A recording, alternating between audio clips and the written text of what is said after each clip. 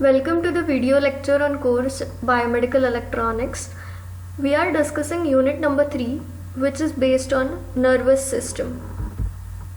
This unit comprises of following points like nerve cell, nerve potential, neural communication, structure of brain, the 1020 electrode placement for electroencephalograph, type of montage configurations, types of EEG signal and their significance, the EEG machine, and the applications of EEG for epilepsy and sleep apnea.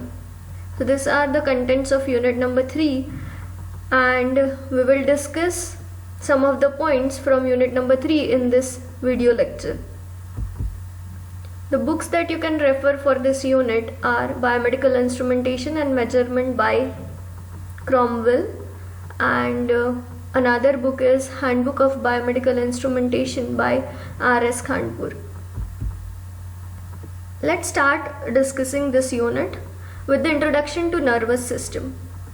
Everybody knows human body. It is a complex engineering marvel consisting of different systems in it, and today's discussion is on nervous system.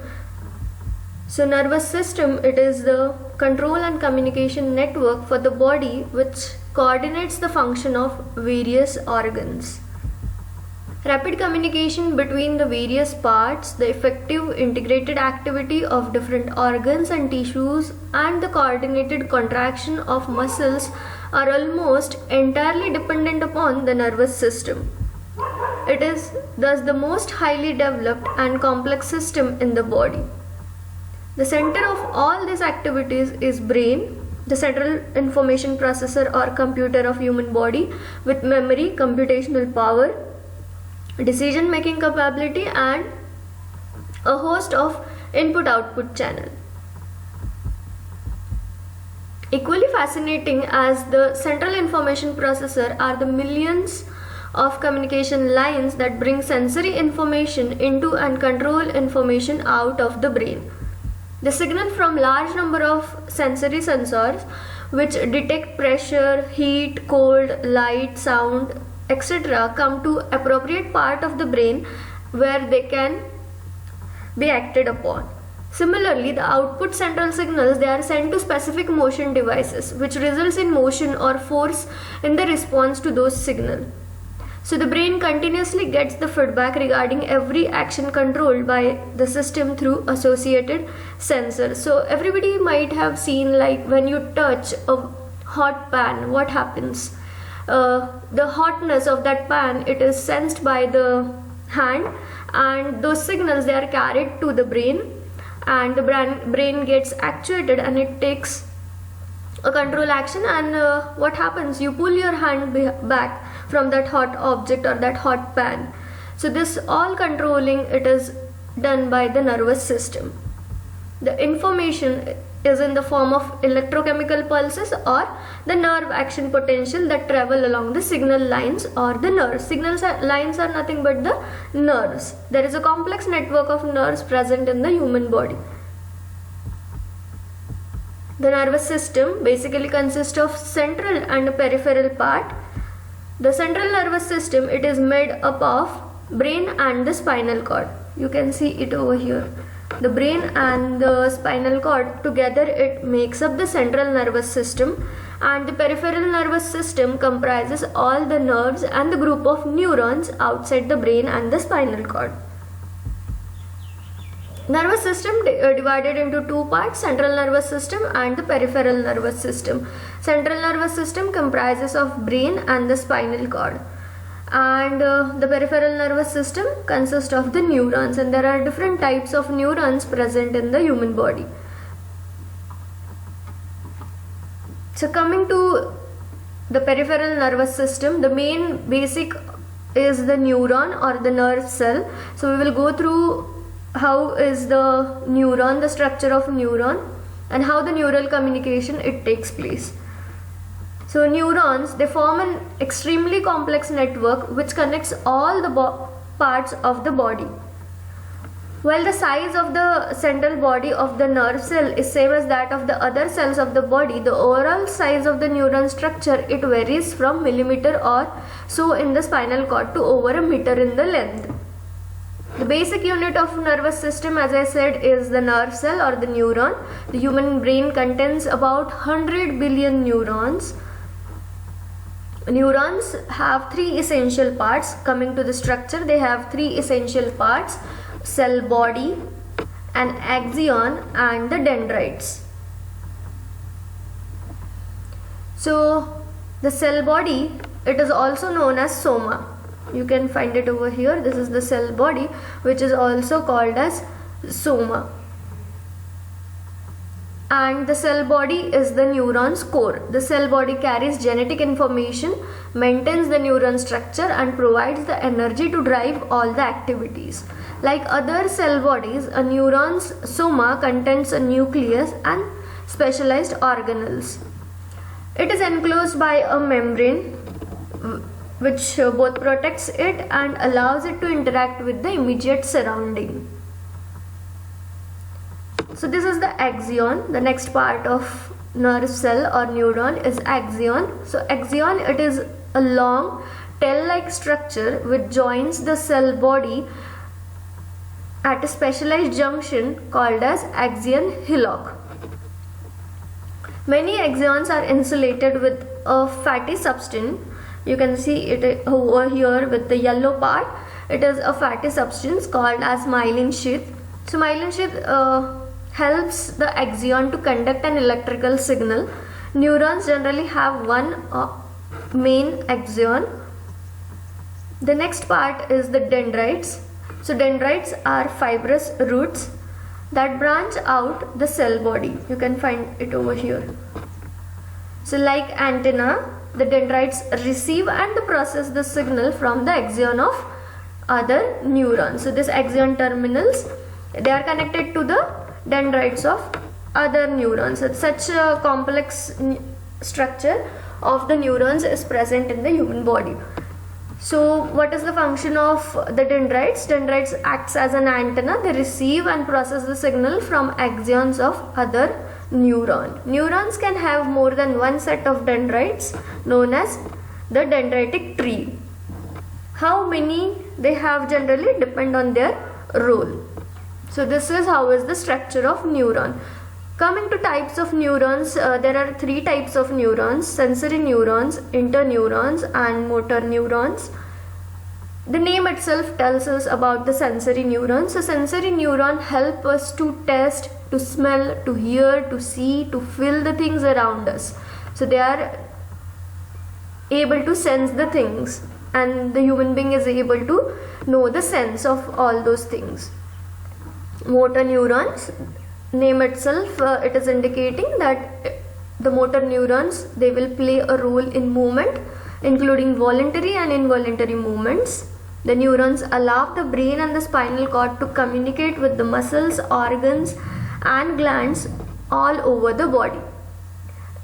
Interneurons are neural intermediaries found in the brain and the spinal cord. They are the most common type of neuron, and they pass the signal from the sensory neurons and other interneurons to the motor neurons and the other interneurons. So basically, take the example, like if you are stepping out into a hot sand, your foots, they feel the burning sensation. That sensation is felt by the sensory neurons, and that information about the heat which is sensed by the foot, it is taken to the interneurons. Interneurons, what they do, they convey this information to the motor neurons, and the motor neurons take the necessary action, that is you run back and you go to a cold place where you can withstand yourself.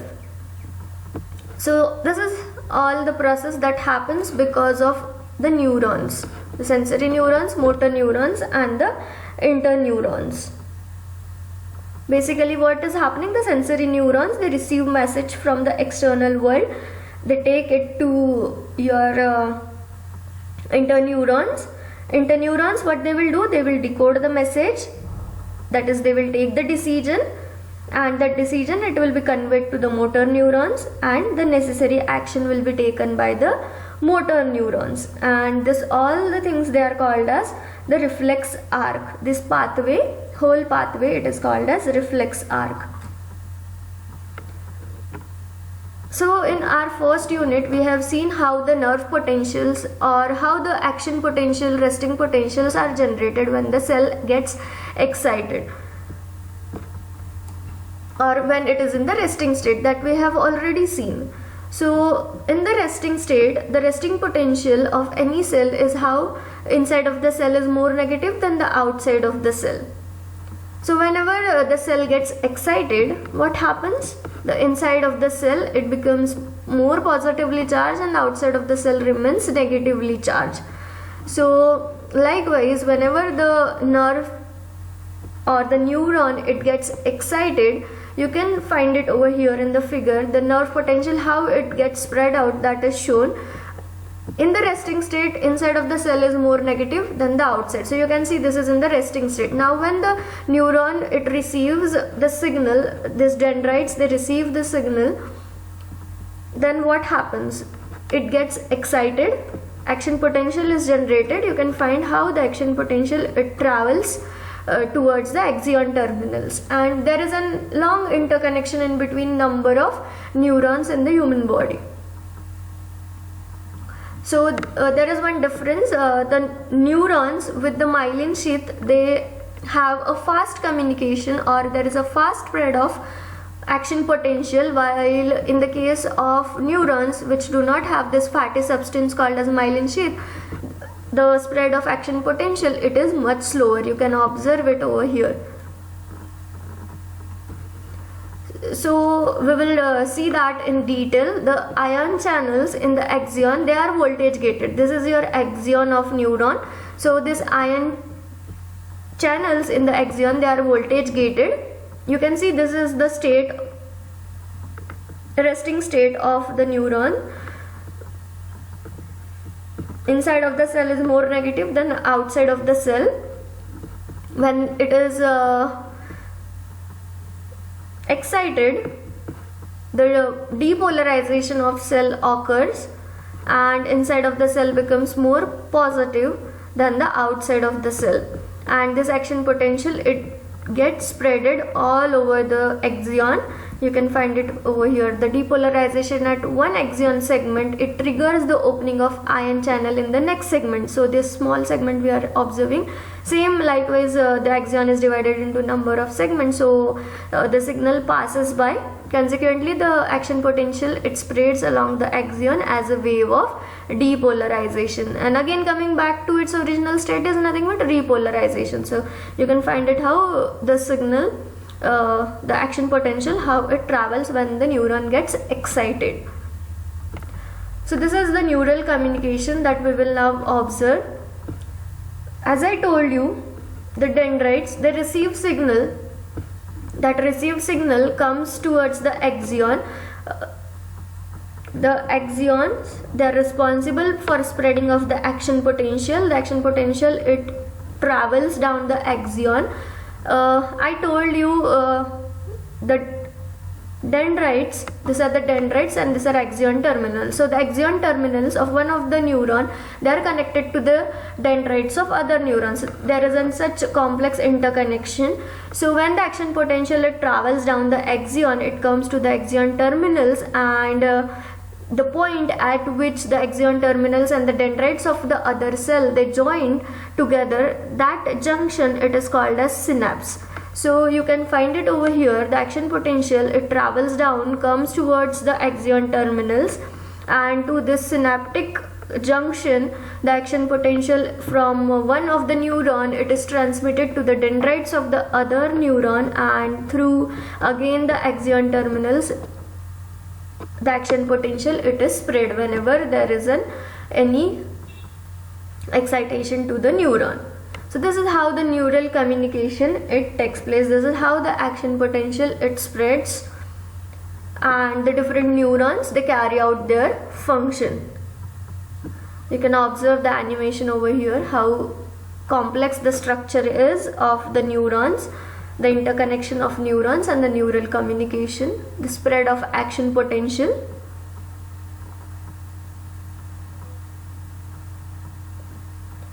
Coming to the central nervous system now, we have explored the peripheral nervous system into detail. The peripheral nervous system's basic element is a neuron, and neurons are classified into three types, that is the sensory neurons, interneurons and motor neurons. Now let's go towards the central nervous system. Central nervous system, it is divided into two parts, the brain and the spinal cord. The central nervous system, if you see, it is considered to be bilaterally symmetrical. That is, the most of the structures, they are anatomically same on both the sides. If you cut the brain and the spinal cord into two parts, it is symmetrical on both the sides. So brain, it is an enlarged collection of cell bodies and fibers located inside the skull. And its lower end, brain connects to the spinal cord, which consists of cell body fiber bundle. So we will explore one by one the brain structure and the spinal cord also. So brain, basically it is the sensitive part,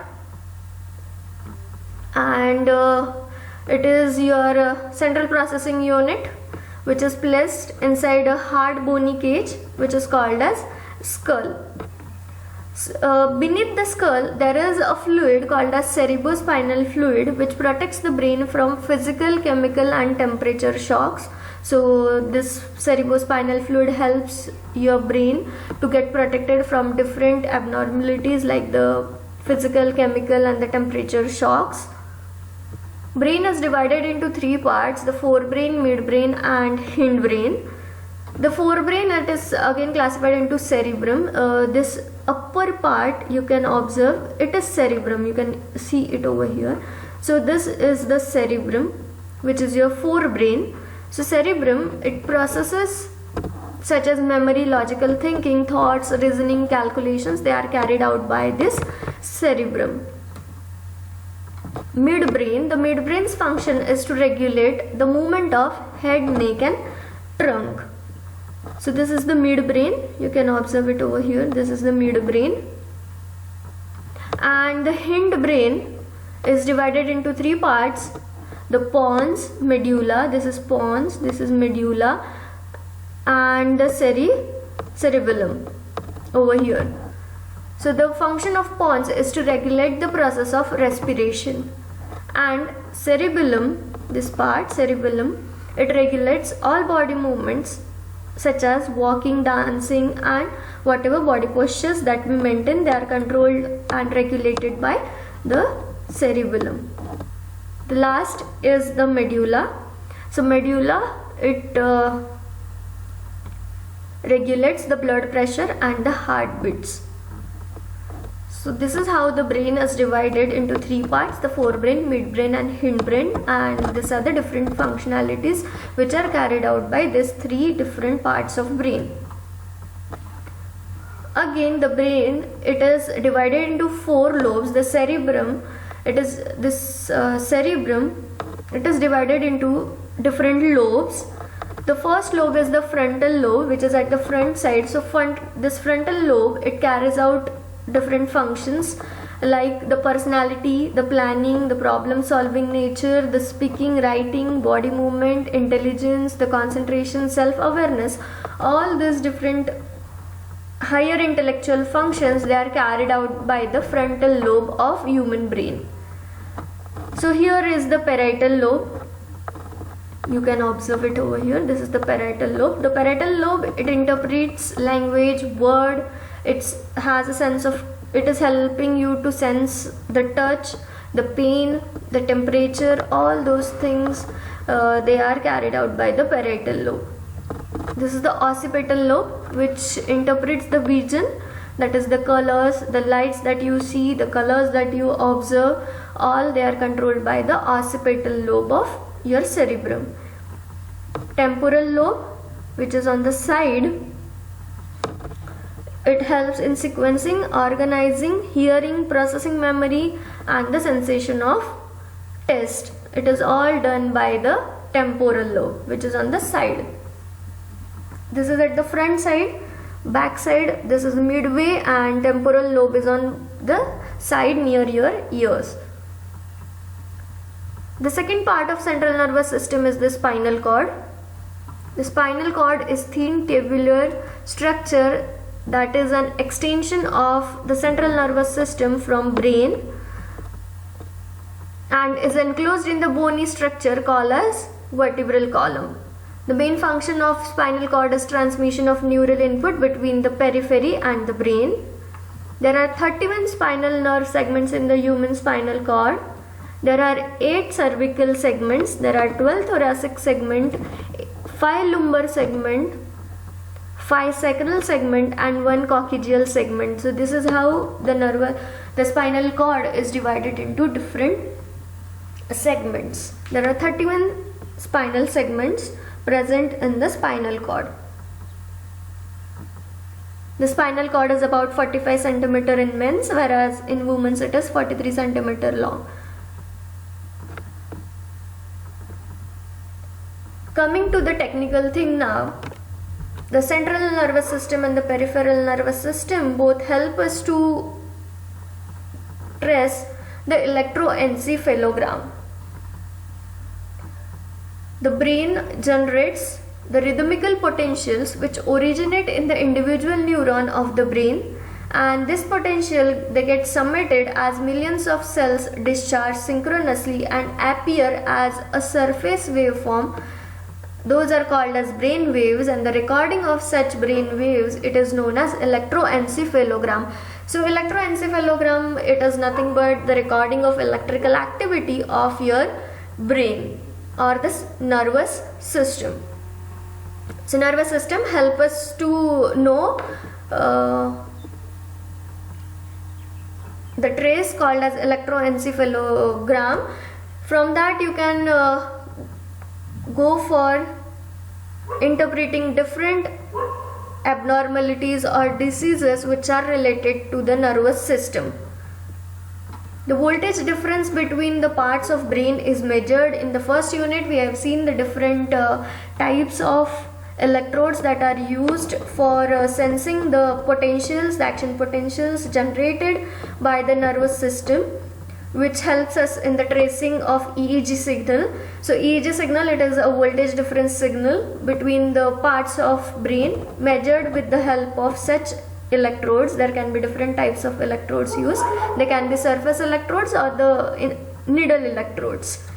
So you can observe it over here on the brain, the different electrodes they are placed, and the signals from different parts of the brain they are sensed, and a trace called as EEG it is recorded.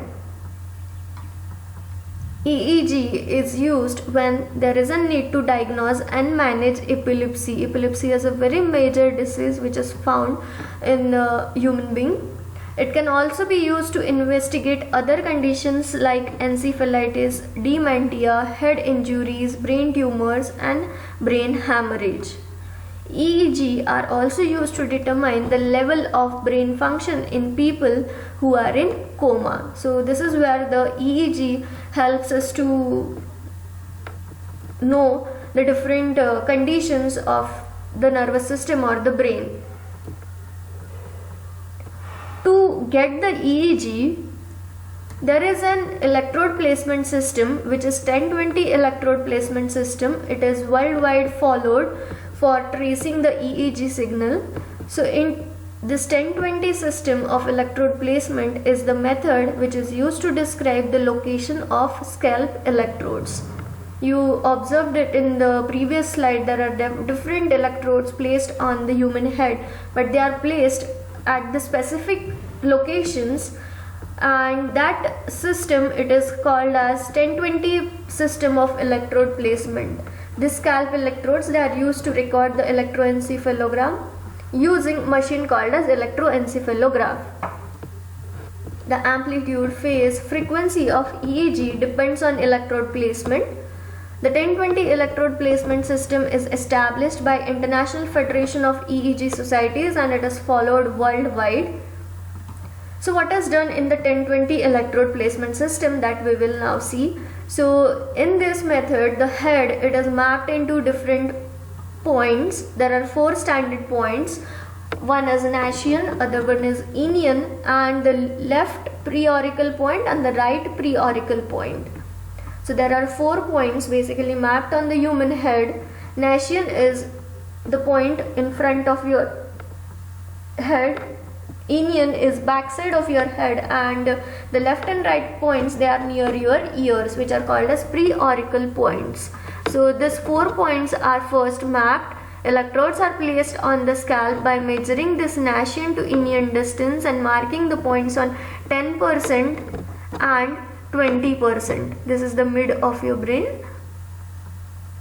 So electrodes, they are identified according to the position on head. We have seen there are different lobes of brain. The cerebrum has different lobes that we have already seen.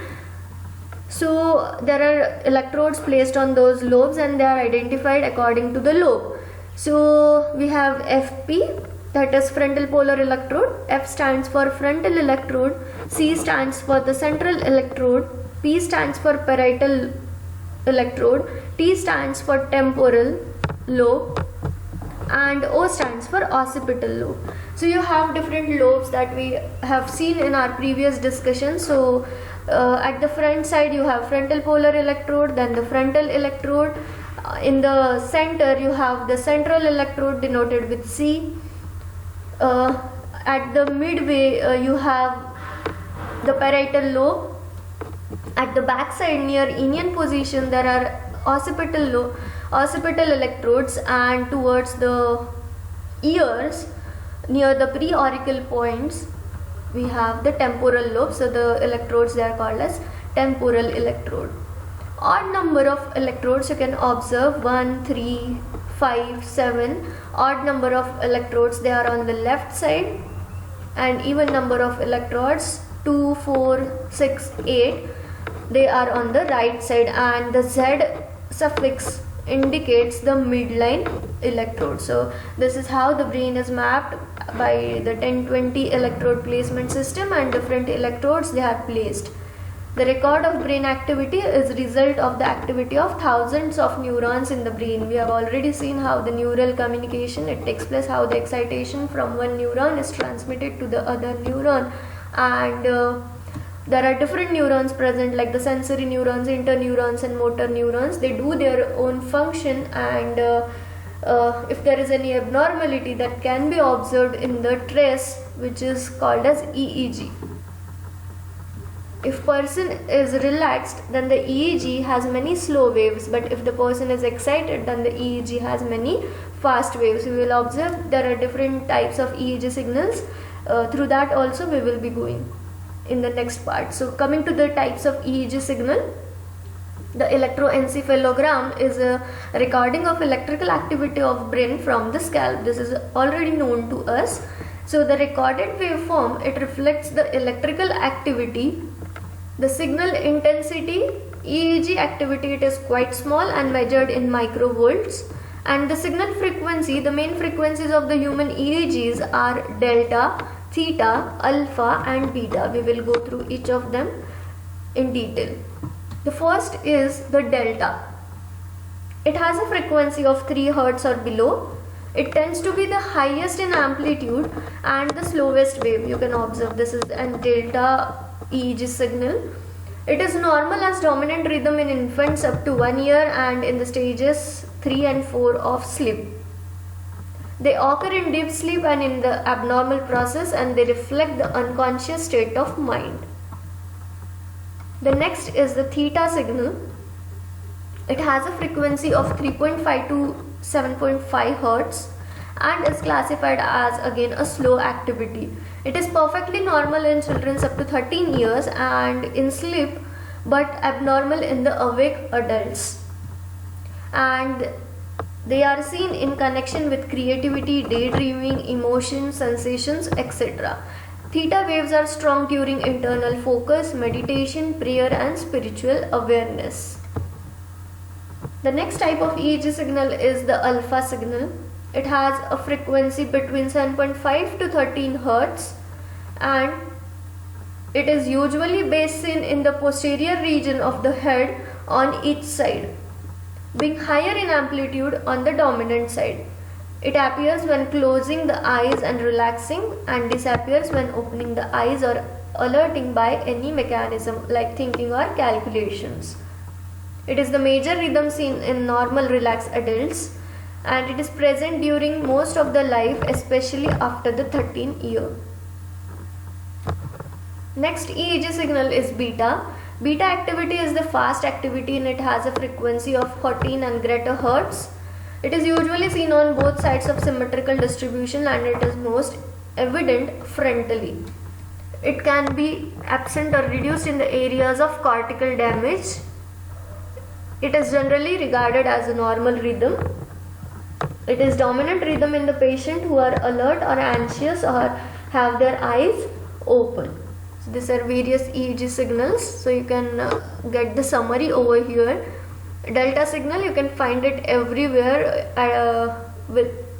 in the whole cerebrum. Theta wave you can observe in the temporal and the parietal side of the brain. Alpha can be seen in the occipital and the parietal side of the brain. Beta can be seen in the parietal and the frontal lobe of human brain.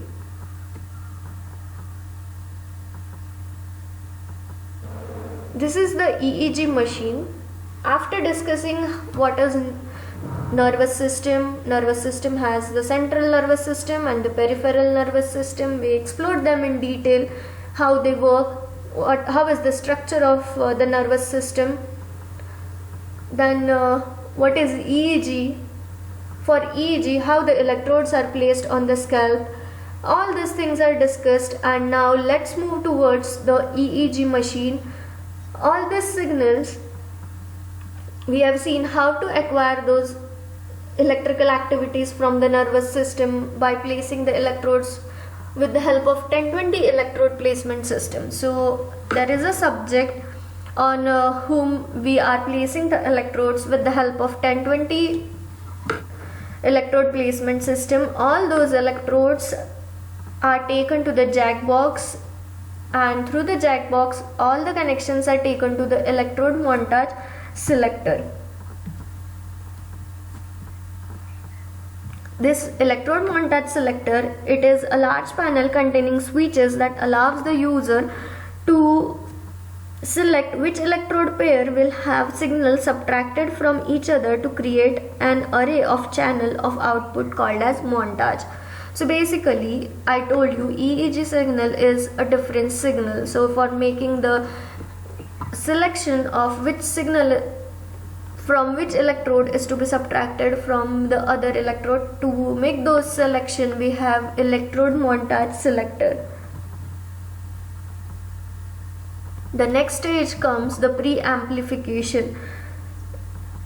Every channel has individual multi-stage AC couple very sensitive amplifier with differential gain and adjustable gain in wide range. All the preamplifiers must have high gain, low noise characteristics because the EEG potentials are smaller in amplitude. Preamplifiers, as always we know, they must have high CMRR to minimize the interference signal from the power line.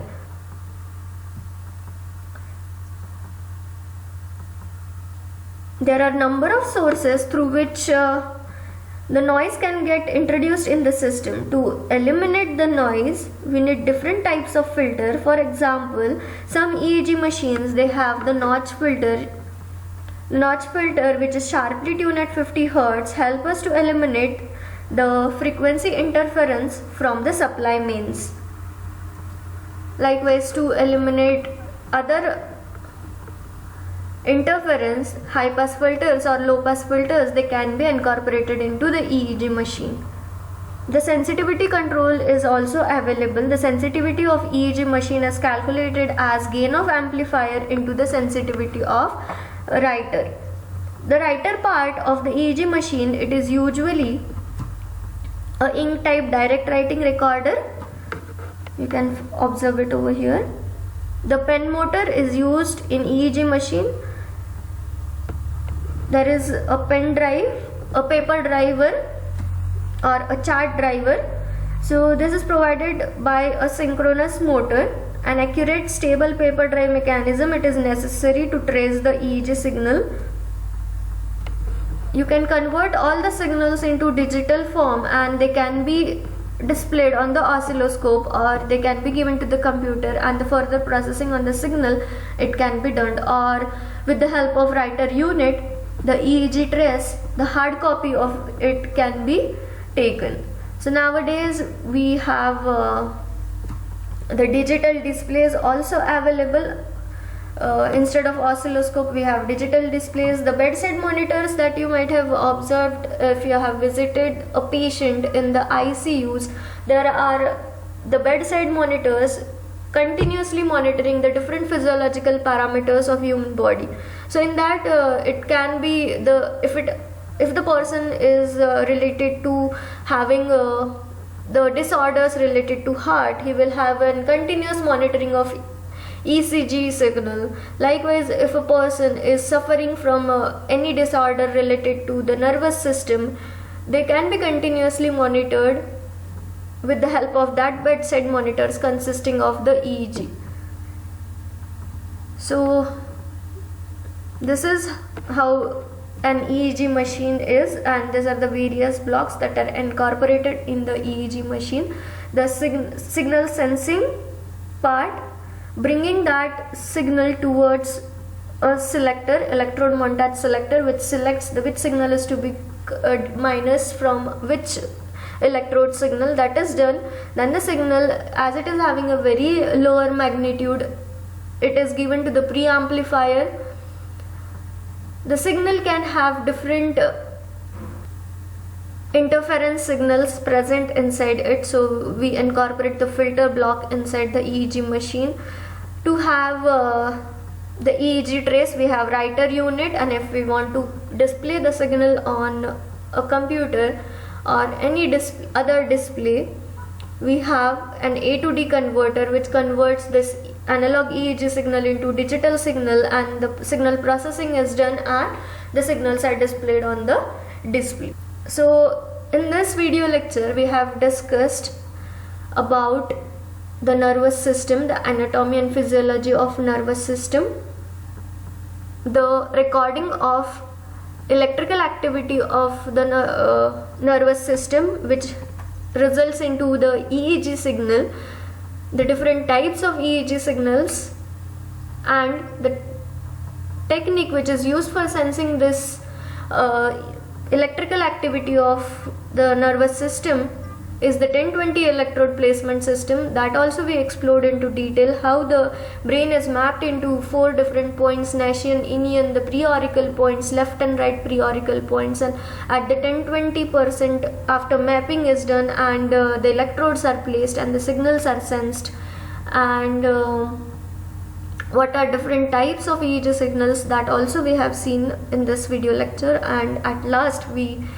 have seen what parts must be incorporated into any EEG machine. I hope you have understood this, all the points that we have discussed,